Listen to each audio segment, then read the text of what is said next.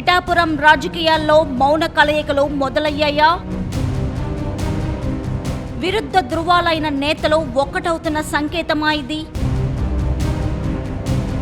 ఈ బహుళంగా మారిన రాజకీయ ప్రశ్నలకు సమాధానం చెప్పాలి.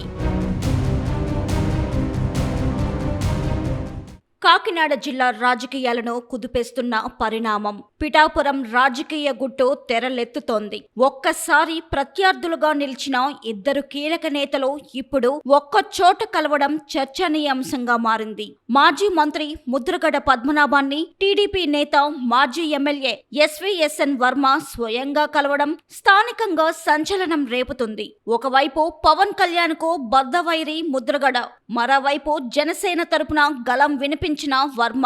ఇద్దరు కలవడం వెనుక రాజకీయ వ్యూహాలేనా అనే అనుమానాలు గట్టిగా వినిపిస్తున్నాయి. కిర్లంపూడిలో ముద్రగడ నివాసానికి భారీ టీడీపీ కేడర్తో వర్మ వెళ్లడం ఇది సాధారణ పరామర్శ కాదు. సుదీర్ఘ లెక్కలతో కూడిన పావులు కదులుతున్నాయన్న సంకేతాలు ఇస్తుంది. ఇక ముద్రగడ తీరు కూడా ఆసక్తికరంగా మారింది. హైదరాబాద్ నుంచి తిరిగొచ్చిన తరువాత ఎవ్వరి కలయికకు ఆసక్తి చూపని ముద్రగడ వర్మను మాత్రం సాదరంగా ఆహ్వానించడంలో పలు సంకేతాలు దాగున్నాయన్నది విశ్లేషకుల అభిప్రాయం.